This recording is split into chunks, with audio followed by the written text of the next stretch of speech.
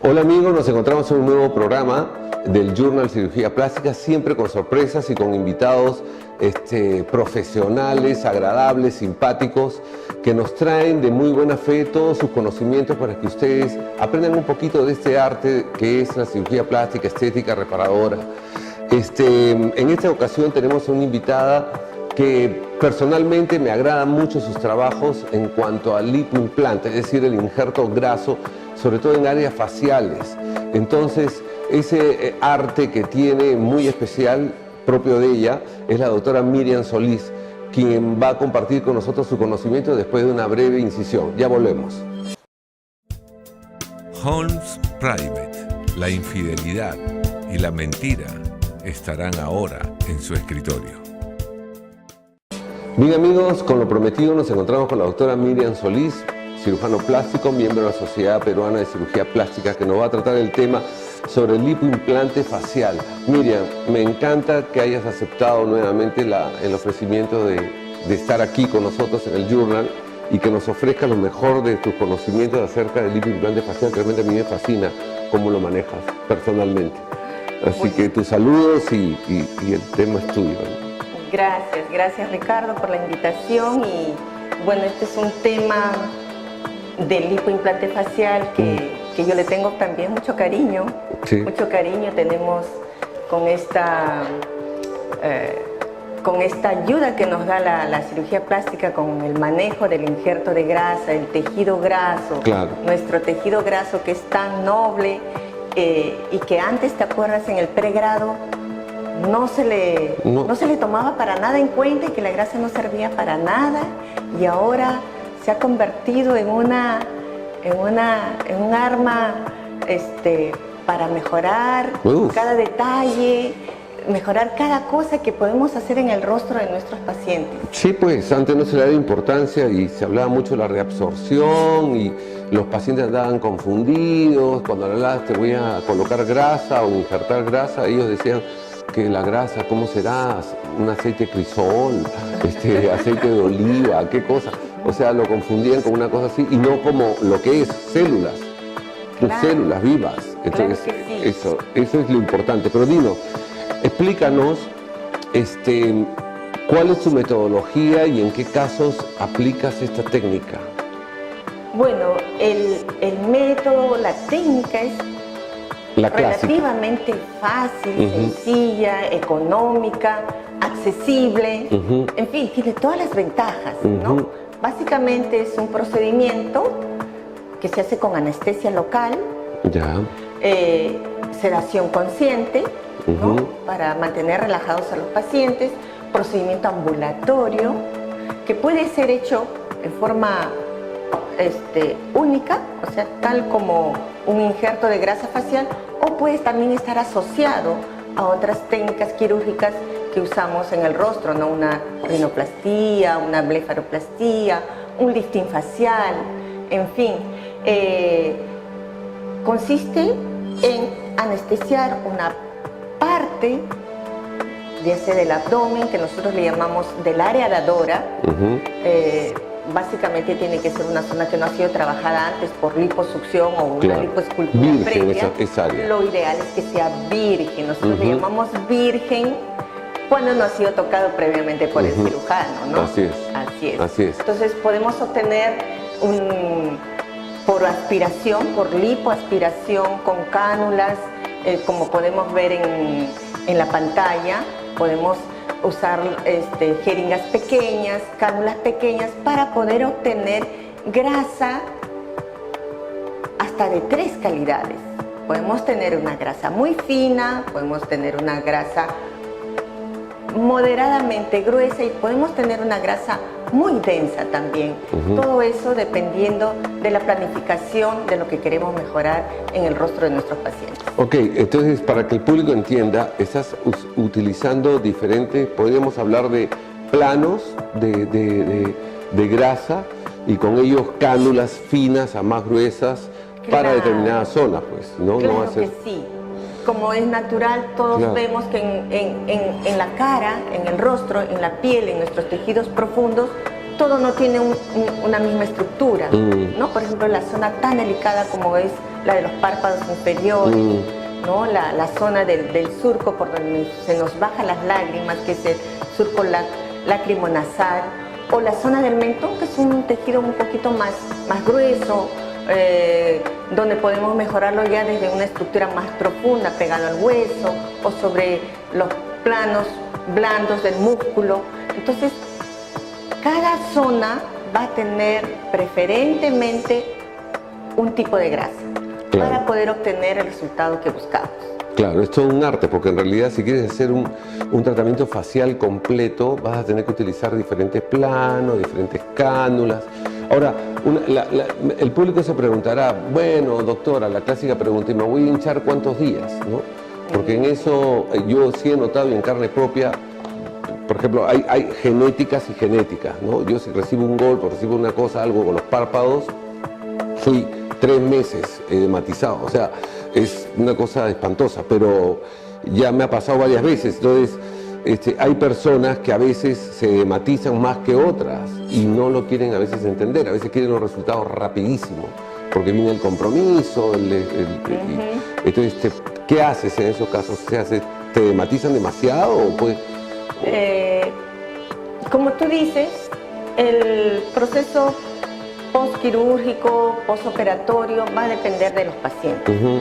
Y también la inflamación, el edema, el equimo, los morados, los verdes, para que los pacientes o los oyentes nos entiendan, nuestros televidentes nos entiendan, va a depender de cuánto estamos manejando en ese rostro. Si vamos a manejar pequeños detalles, no se nos va a hinchar mucho, pero si vamos a hacer todo un manejo panfacial, obviamente tenemos que decirle que la recuperación va a requerir más días.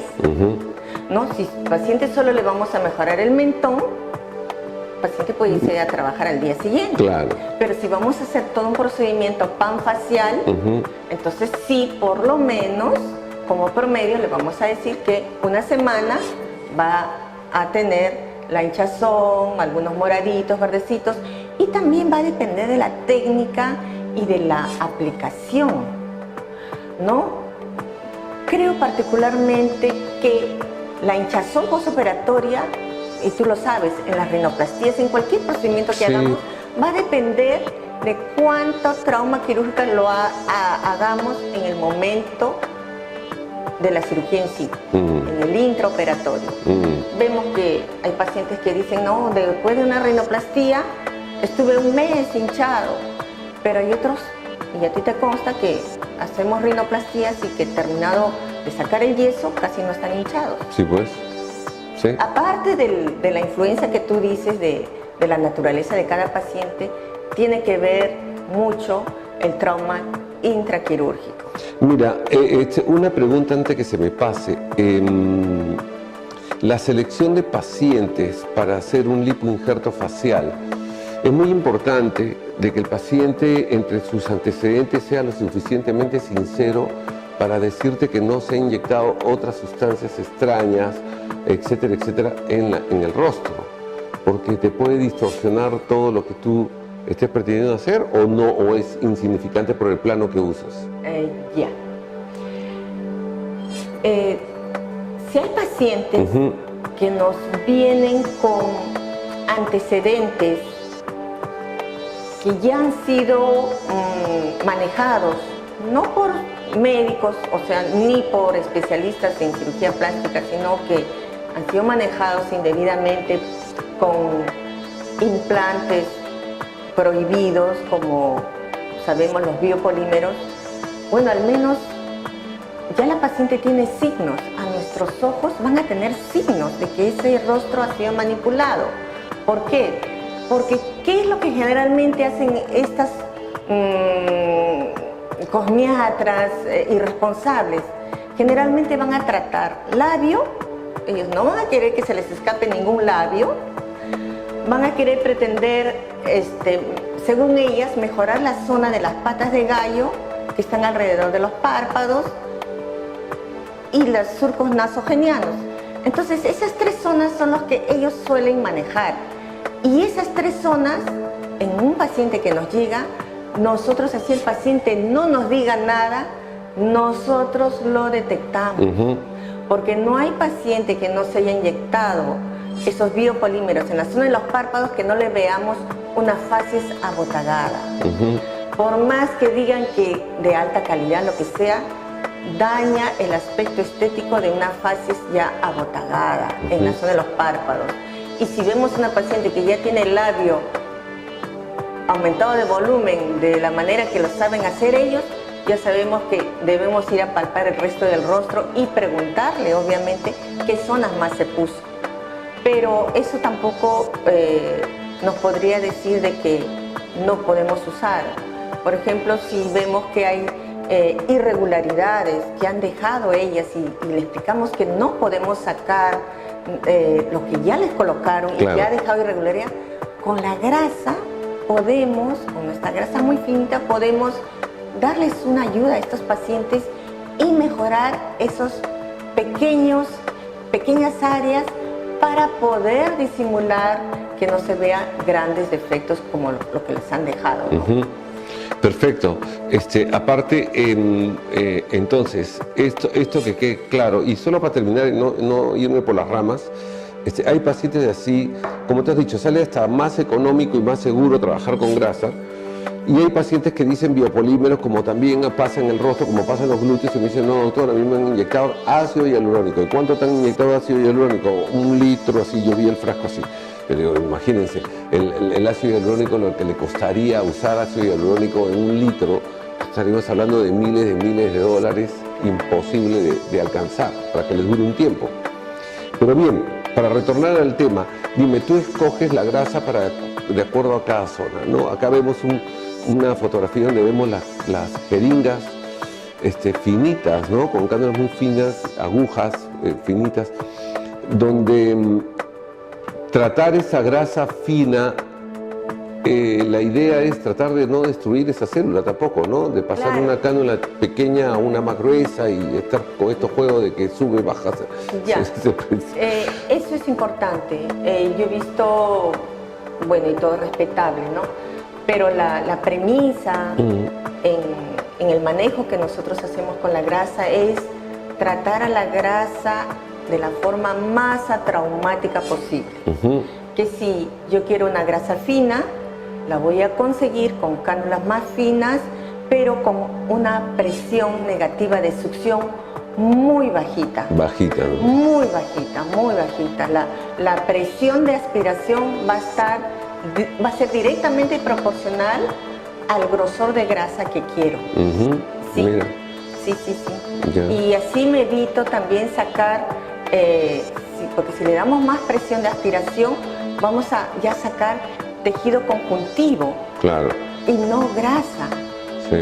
¿No? Porque es tan fuerte la aspiración que ya tiene la capacidad, esa fuerza de aspiración de sacar hasta pedazos, trozos pequeños, pero no pequeños para el calibre de una aguja, por ejemplo, número 23 o número 25, o la aguja número 21 con la que nosotros normalmente trabajamos, ¿no? Con el calibre de una aguja número 21, que si lo hiciéramos con fuerza, esos trocitos de tejido fibroso nos va a atracar. Y entonces nosotros queremos que nuestra técnica de infiltración sea la más suave posible, la menos traumática posible. Y más pura. Obviamente. Y más pura. Queremos grasa. Ok, perfecto. Amigo, vamos a hacer una breve incisión para volver luego con el programa y continuar con este interesante tema. Ya volvemos en unos segundos.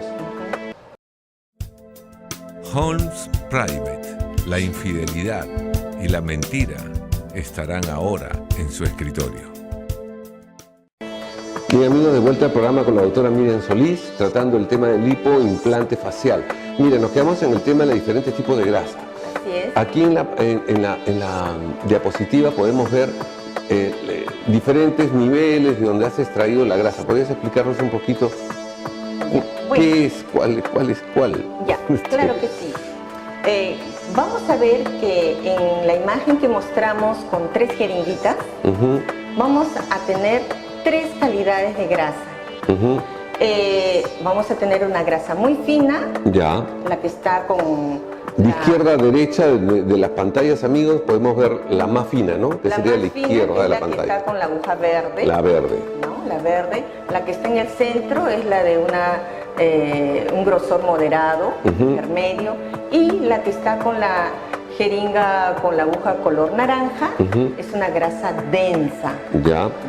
Entonces, estos 3 tipos de grasa los vamos a poder utilizar en diferentes áreas de la cara. Y en la pantalla que podemos ver, en la imagen que está al costado de estas jeringas, estamos viendo cómo vamos a colocar cualquiera de estos tipos de grasa, lo vamos a colocar en diferentes planos. ¿Podrías colocarnos la imagen de la siguiente imagen? Ahí está la imagen, ¿no? Ahí está el diagrama de cómo nuestra grasa puede estar colocada debajo de la piel, en el plano intermedio muscular o sobre la zona más profunda, ya más pegada al hueso, ¿no?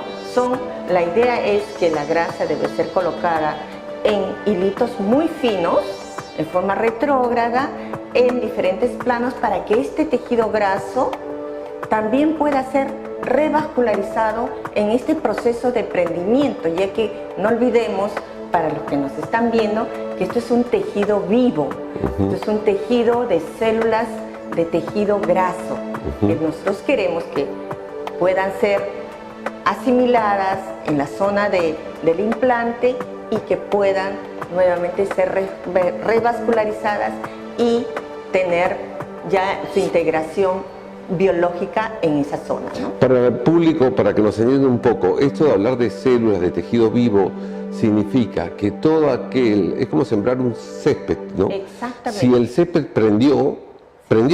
Entonces, y puede prender para toda la vida, salvo que lo maltraten. Pero en estas células lo que prendió, forma parte del cuerpo. Las personas a veces piensan, no, ¿cuánto tiempo me va a durar? Se me va a reabsorber. No es, de repente hay un porcentaje que se puede reabsorber mínimo, pero el resto queda. Sí, dependiendo de, como habíamos hablado, claro, del trato al tejido, como tú lo has dicho tú. Si nosotros vamos a maltratar al momento de sembrar el césped, vamos a ver jardines que no prendió nada. Claro. ¿No? Pero si hay un buen terreno, una buena circulación, vamos a tener el gras, en este caso como el ejemplo, el pasto, el gras de buena calidad, vamos a ver que en una semana ese gras ha prendido casi al 100%. Perfecto, en una semana. Es rapidísimo. Entonces, el proceso de prendimiento, como la piel, como la grasa, vamos a ver de que ya se forman neovascularización a partir del 5º, 6º y 7º día, ¿no? Porque los primeros días logran sobrevivir por la misma circulación plasmática que hay en la zona. Perfecto. En fin.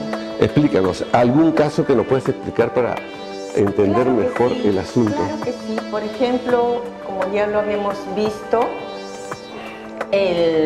esta técnica lo hacemos con el paciente. Primero vamos a definir qué zonas del rostro queremos mejorar, ¿no? Hacemos nuestras marcas, nuestro diseño. Por ejemplo, en el caso que vemos en esta paciente, vemos que tanto el tercio medio como el tercio inferior de su cara tienen un déficit de volumen, ¿no?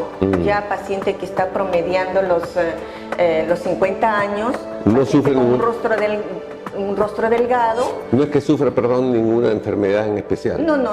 Ya. Ella tiene el rostro bastante fino, delgado, y para nuestra opinión, devolverle el volumen en forma armónica y estética la va a rejuvenecer, ¿no? Como vemos. Ahí tendría que usar todo tipo de grasa.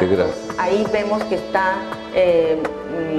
diseñado el trabajo debajo de los párpados inferiores, la grasa fina, levantar el pómulo, mejorar el mentón, el reborde de todo el ángulo mentoniano, ¿no? Entonces hemos usado estos 3 tipos de grasa en esta paciente y como vemos un resultado postoperatorio inmediato bastante favorable para la paciente, y como una paciente, repito, que se va a someter en esto bajo anestesia local y con la sedación consciente. Significa que la paciente está despierta, pero relajada, y prácticamente descansa media hora y se retira a la casa. Qué bien.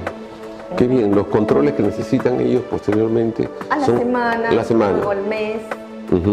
Sí. ¿Algo adicional que le sugieras? ¿Alguna crema? Algo? Ninguna. Básicamente que descansen los 15 días, mínimo 15 días con la cabecera elevada. Algún antiinflamatorio o algo. Que algún morado o algo así.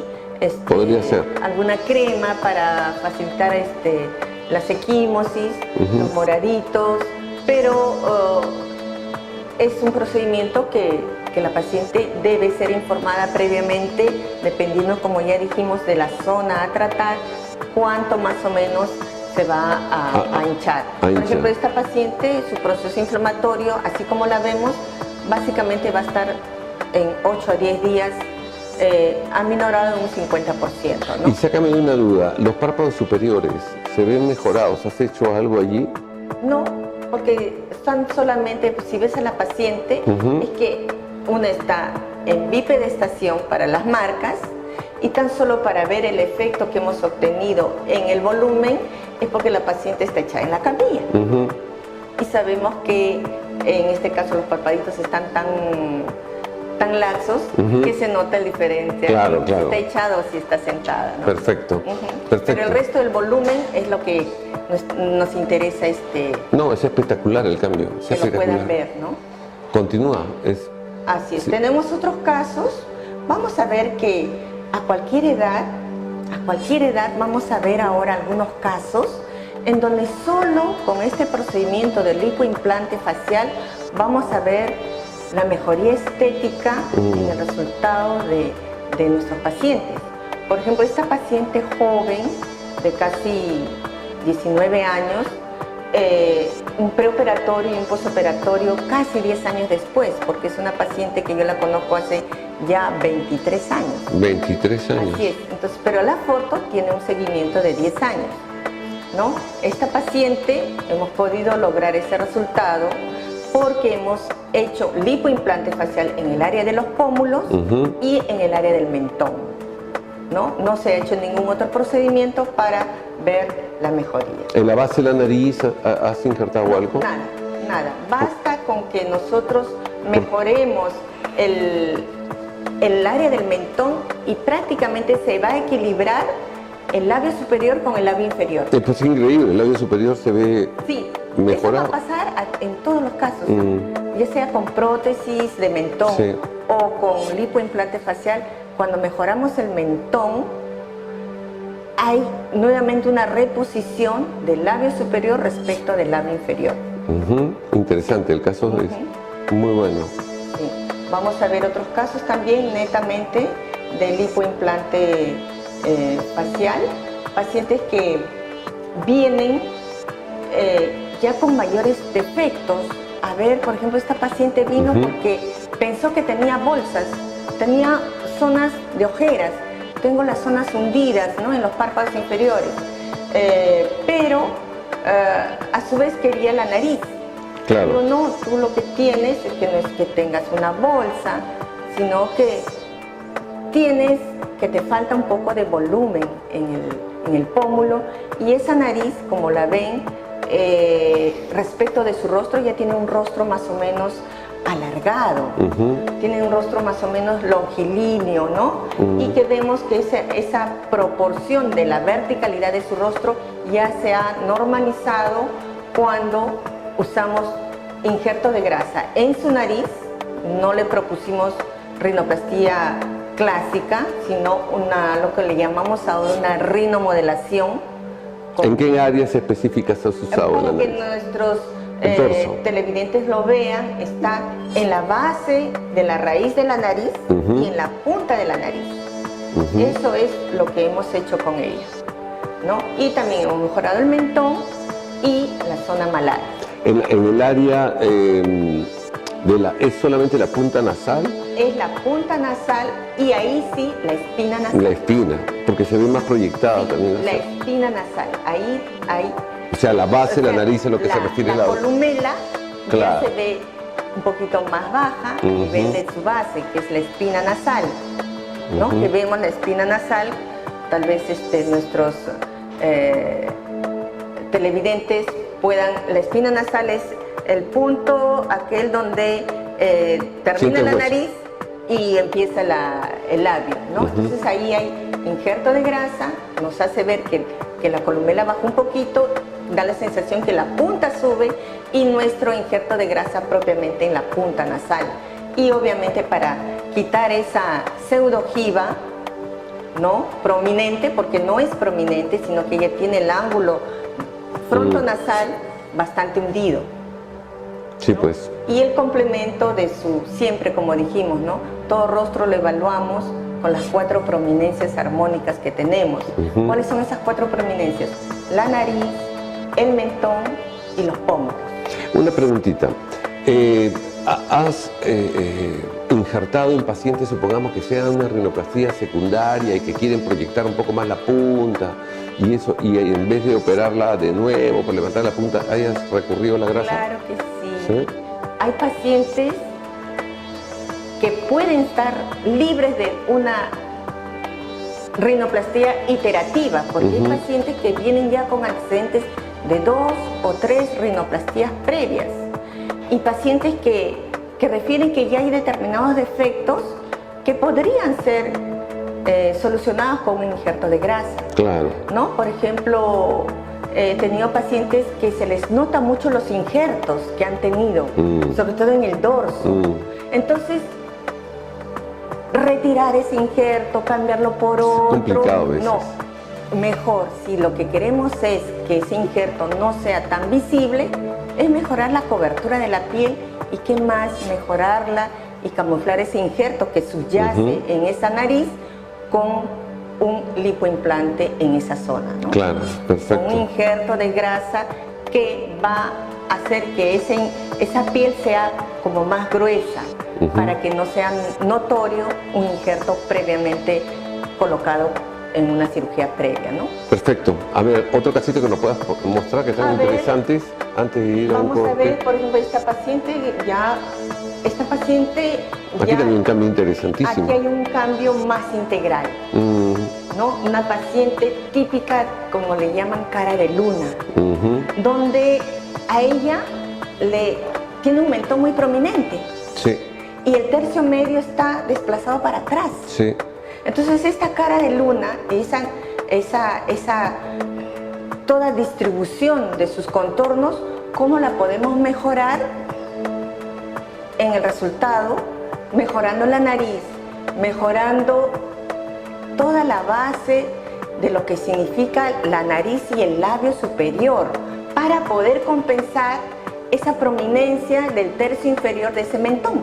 Sí. O sea, hemos logrado proyectar no solo el tercio medio de la cara, sino la base de la nariz, o sea, la región del maxilar. En el caso de esta paciente, ella llega a tu consulta seguramente por rinoplastía. No. ¿No? ¿Por qué? Ella vino por bolsas. Ah, bolsas.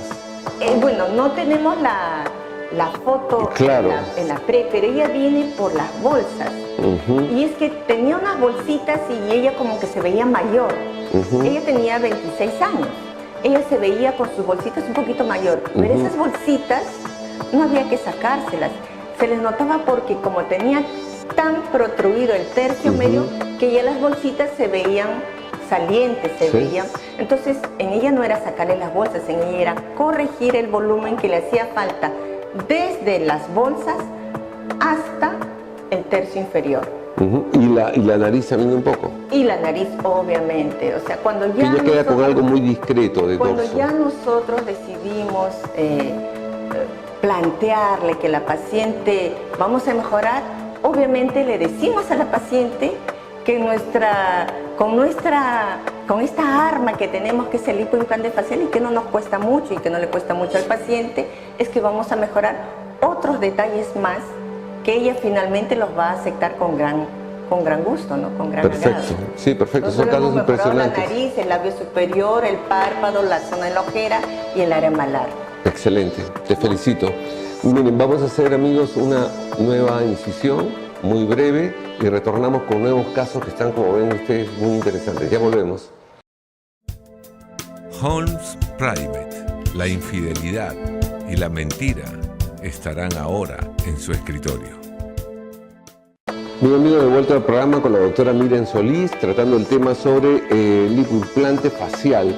Y estamos viendo casos realmente impresionantes. Miriam, explícanos ahora este nuevo caso que realmente detrás de cámara, ya te comentaba, me ha dejado impresionado porque ni aún siendo cirujano plástico, la verdad es que no la di, no la acerté de lo que habías hecho. Claro, aparentemente es como que le hubiéramos hecho un lifting facial, le hubiéramos hecho una rinoplastía, una blefaroplastía, claro, una plastía de labio y una mentoplastía, ¿no?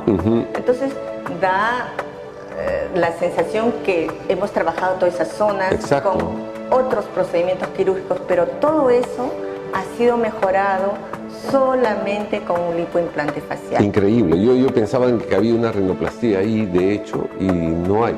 Bueno, hasta ahorita estamos presentando a nuestros amigos casos únicamente donde usamos lipoimplante facial. Eso es increíble, realmente increíble. Entonces, en este caso, ya es una paciente ya de base 4, en donde ya tiene signos de edad, de envejecimiento, que son los famosos surcos nasogenianos y las zonas de las ojeras, ¿no? Entonces vamos a lograr no solo un rejuvenecimiento, sino un embellecimiento, porque estamos reposicionando también los volúmenes estéticos de su tercio medio, de su labio superior, tratando también de ver de que la nariz se vea un poquito levantada, porque hemos puesto nuestro injerto de grasa en la base de la nariz, que hace que vemos que a todito se nos sube. Sí, ¿no? pues, se nos sube y podemos conseguir esos resultados. Ahora, también, obviamente, en pacientes mayores, ¿no? Pacientes de 60 años que vienen para mejorar los surcos que habíamos dicho, los surcos clásicos. ¿Cuáles son los surcos clásicos del envejecimiento? Los surcos nasogenianos, las ojeras, los surcos de la marioneta. Los pacientes vienen para eso, ¿no? Pero uno les habla a los pacientes, los educa a los pacientes y les ofrecemos que ellos van a verse mejor, más rejuvenecidos con nuestro injerto de grasa, y que ellos van a poder estar a los 3-4 días nuevamente haciendo sus cosas, y si obviamente van a necesitar estar en una reunión, a los 15 días ellos van a estar tranquilamente en una reunión, ¿no? En este caso tenemos una paciente de base 6, ¿no? Tiene 61 años, hemos mejorado la nariz con injerto de grasa, hemos mejorado el área de las ojeras, el área de los pómulos. Ustedes van a ver, y vas a ver tú también, que hemos puesto grasa en la espina nasal. Eso sí, la espina nasal y punta nariz, sí o sí tienen que ir para dar esa sensación de que se ha levantado la punta, ¿no? Que se ha levantado la punta, y obviamente cómo el mentón mejora ese equilibrio entre ese labio inferior que se iba para abajo, y obviamente mejora todo el perfil estético de la paciente, mejorándole el mentón, ¿no? Entonces, pacientes que aparentemente tuvieran un lifting facial o una rinoplastía, las podemos mejorar únicamente con un lipoimplante facial. Y si podemos hacer solamente eso con un lipoimplante facial, obviamente este lipoimplante lo vamos a poder combinar y ofrecer a todos nuestros pacientes que vengan a someterse diferentes cirugías, ¿no? Claro, un lifting, cualquier cosa que puedas hacer. Una rinoplastía, una cirugía de párpados, claro, la vamos a poder ver. Por ejemplo, aquí vamos a ver pacientes en donde combinamos una rinoplastía quirúrgica clásica, donde vamos a trabajarles su osteotomía, el hueso, los cartílagos, y ese resultado, si es que nosotros como cirujanos plásticos, teniendo este manejo cada vez más detallado de usar un lipoimplante facial, obviamente se lo vamos a ofrecer, porque creo que particularmente un resultado postoperatorio como el de esta paciente de 20 años no se hubiera podido obtener si no le ofrecemos, ya desde nuestra perspectiva de ojo ya educado, ojo estético, de mejorar esas 4, ya sea paciente joven, esas 4 prominencias que dijimos: mentón, nariz y área de pómulos, ¿no? Como vemos en esta paciente que sí lo mejoró. Sí. Gracias a la combinación de la rinoplastía y un lipoimplante. Y bueno, esto es en pacientes jóvenes y obviamente en pacientes mayores que ya vienen porque tienen el párpado superior muy encapotado o porque tienen las bolsas y las ojeras. Nosotros combinamos la blefaroplastía, en este caso sacarle las bolsas vía transconjuntival, ¿no? Unas bolsas, y mejorar con nuestro injerto de grasa la zona del tercio medio, la zona de la ojera, ese hundimiento tan inestético a la cual la paciente, por su genética, obviamente no le llamaba la atención, pero le hacemos notar que el embellecimiento no solo estaba en sacarle las bolsitas, sino mejorar todo su contorno facial. Perfecto. Y obviamente en pacientes ya mayores, por ejemplo, en donde ya les vamos a ofrecer un lifting, ¿no? Pacientes por encima de 55, 60 años, que ya son pacientes que le vamos a hacer un lifting, donde vamos a hacer un levantamiento y una resección de piel sobrante, vamos a reposicionar, como tú sabes, como todos nuestros colegas saben, reposicionar los músculos, todo eso para rejuvenecer, pero todo eso no nos devuelve el volumen perdido en un rostro.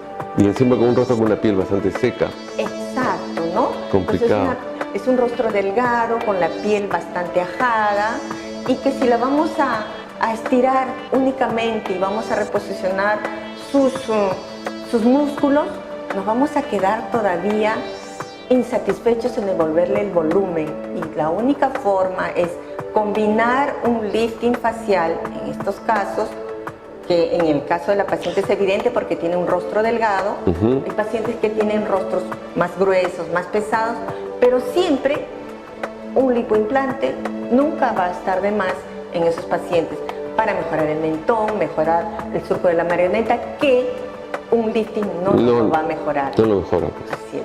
Así que lo usas en planos profundos y usas todo, pues es una mejoría impresionante, ¿no? Sí, impresionante. Básicamente es en el mismo acto quirúrgico, ¿no?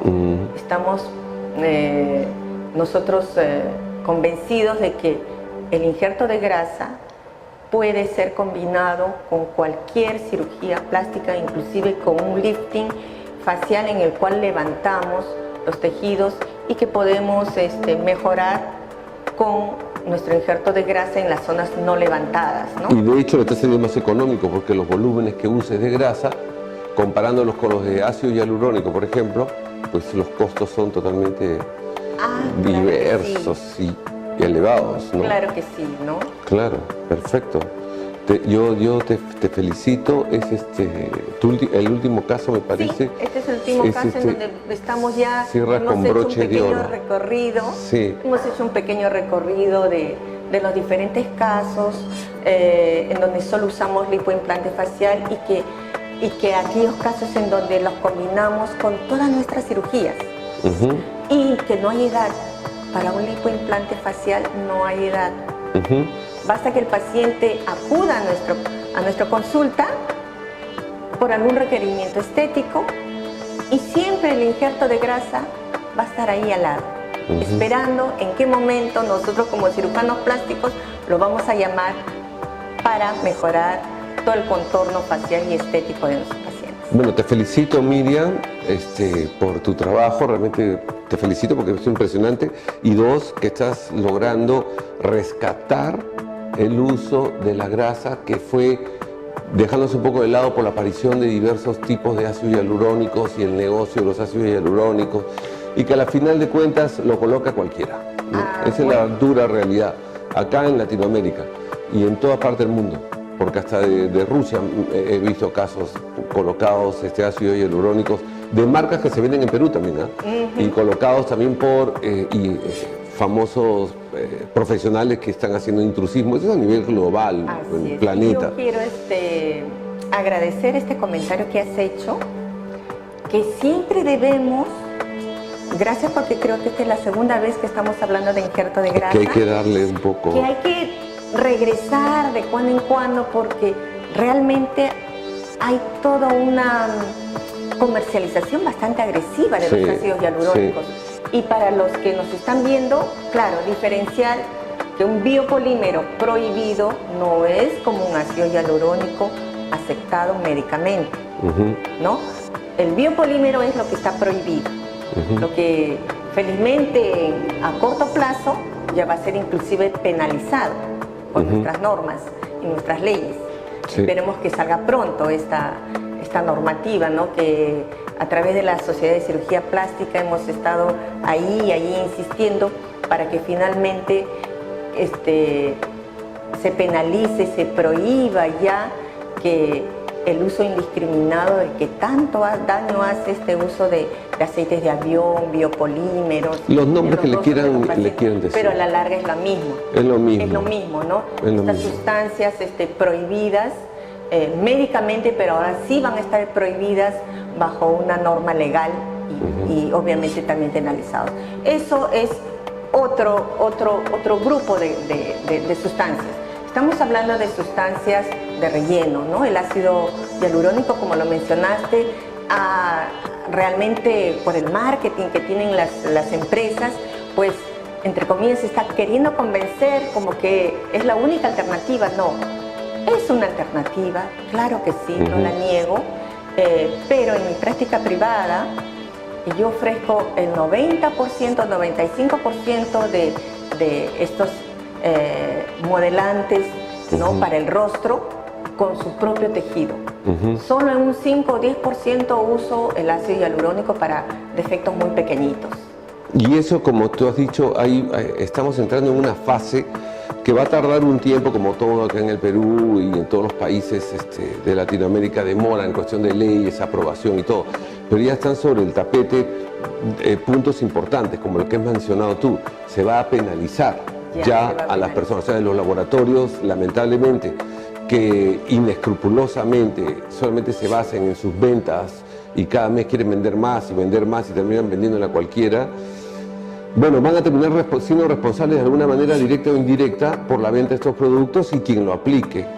Y por otro, que también me llegó una noticia por ahí, un escrito que ya había sido aprobado por una comisión, me parece, en el Congreso, falta el pleno nada más, para despenalizar el acto médico, porque eso ya era hora que llegara, ya el entender de que el médico no estudió para matar a alguien. O sea, entonces nosotros no estamos trabajando para hacerle daño a nadie, sino todo lo contrario, que más quisiéramos que todo salga pues 100% perfecto, claro, ¿no? Entonces, lo que tú dices, para los que nos están viendo, es importante educar y que el paciente y la población sepa que el médico no va a hacer ningún acto que específicamente daña al paciente. No. Ningún médico va a buscar dañar a su paciente, ningún médico. Por lo tanto, toda penalización es para aquellos actos que profesamente han querido dañar. Por lo tanto, ningún médico, partiendo de esa premisa filosófica y ética, que ningún médico va a querer dañar a su paciente, obviamente los cirujanos plásticos como los médicos trabajamos con seres vivos, trabajamos con una biología y una naturaleza tan diversa, trabajamos con fármacos, trabajamos con procedimientos técnicos que a la larga van a tener porcentaje menor o escaso de complicaciones.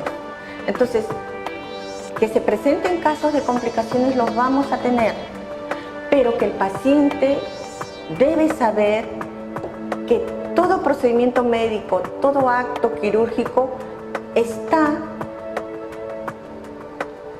para que también sepa que va a mejorar, pero que también hay un riesgo, ¿no?, de una complicación, y que eso pueda ser sometido bajo las leyes de penalizarlo, de mandarlo a la cárcel. Yo creo que porque ahí hay una brecha muy grande. No, ya hay un proyecto que de evitar eso. Ese proyecto va a hacer que todos aquellos pacientes que voluntariamente, ¿no?, están dando la autorización para que el médico haga todo lo que la ciencia médica se lo permite, entonces, y ocurrido la eventualidad de alguna complicación, obviamente habrá otro tipo de responsabilidad, pero ya no una responsabilidad penal. Así es, eso se va aparentemente, y ojalá que se apruebe pronto, despenalizar en cuanto al tema médico y sí penalizar a aquellas personas inescrupulosas que inyectan. Porque lo único que buscan es lucrar. Y pueden contagiarse enfermedades. Y ellos saben que están haciendo daño. Lo saben perfectamente bien. Y más aún esa actitud de saber que hacen daño a través de un lucro, de un beneficio que es Pero acá hay algo que es un ejemplo que no es idea mía, sino de una persona que conocí. Y ponía esto el ejemplo. Cuando uno reniega porque se paró un taxi en la esquina, en pleno semáforo, con el tráfico de la ciudad, que cómo está, y se para, nosotros estamos renegando, gritándole, o no gritándole, pero estamos haciendo bilis porque el taxista se paró. Entonces yo siempre me he preguntado, y esta persona me dio una idea genial, que decía, ¿quién es el responsable ahí? ¿El peatón o el taxista? Porque si te pones a pensar, el peatón basta que ponga su dedito así, y el taxista que viene gastando su gasolina es capaz de bailarte marinera y pararse donde sea. Pero si tú eres un peatón consciente y te paras en un sitio donde le dices, señor, cuádrese aquí para negociar el precio, porque en Lima se negocia, no es taxímetro.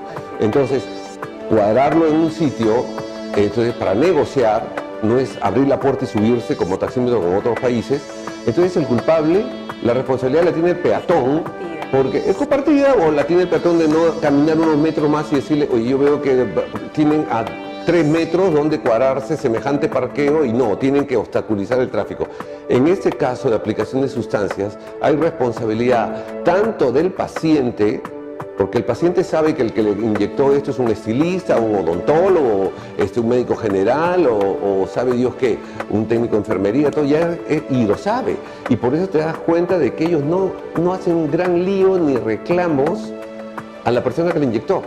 Van al cirujano plástico que le solucione el problema y te das cuenta que tienes que hacer como 2, 3 intervenciones para mejorarla, y a ti sí te cargan con todo el problema. O sea, es una cosa de locos. Entonces, la responsabilidad va dentro del paciente. Entonces, eso, él sabe. Implícitamente ante esa actitud hay un mea culpa del paciente, que no reclama a quien realmente le ha provocado el daño. No le reclama. No le reclama. A nosotros nos pueden pedir miles de informes de todo lo que le hemos hecho y todo, pero ellos nada. Sí, nada. Y es increíble la cantidad de rostros deformados, de pacientes que... Y complicados, porque no se arreglen una. No, y ya nadie lo va a arreglar. Sí, no se arreglen una. Lo podríamos mejorar nosotros, haciendo varios esfuerzos, pero ya ese rostro nadie lo va a mejorar. Sí, pues. Sí. Así que bueno, en fin, espero que les haya servido de bastante este programa. Miriam, te agradezco tu presencia nuevamente, siempre colaborando con el Journal. Insisto en este tema, ¿por qué? Porque hay que refrescarlo periódicamente, no solo a los pacientes, sino a los propios cirujanos plásticos, para recordarnos que está la grasa esperándonos. Y nada más, tu despedida a nuestros televidentes, y vernos próximamente en algún otro programa con otro temita más interesante, de repente grasa en otras zonas, algo que sea... Bueno, yo agradecida de compartir contigo esta pequeña charla, sobre todo buscando educar a los que no ven, educar, informar lo que hacemos, como sociedad también informar que existe la Sociedad de Cirugía Plástica, en la cual pretendemos dar lo mejor para nuestros pacientes, y también tener el respaldo de las normas, de las leyes, para poder trabajar en forma conjunta, en buscar. Nosotros y los pacientes somos un binomio, y que tenemos que estar siempre de la mano para conllevar toda una relación médico-paciente y la fidelización que nosotros tanto buscamos, ¿no? Claro, y una responsabilidad 50-50. Si nadie pone su parte, la cosa no camina. Así es fácil. Muy bien, gracias. Okay, Miriam. Estamos en tu canal, visto por muchas personas. Canal de todos, es canal de todos los cirujanos plásticos. Para educar, para poner en alto lo que podemos hacer en nuestro Perú por la cirugía plástica. Gracias, Miriam. Gracias. Y amigos, nos vemos la próxima semana con un nuevo interesante programa. Ya nos vemos y gracias por su atención.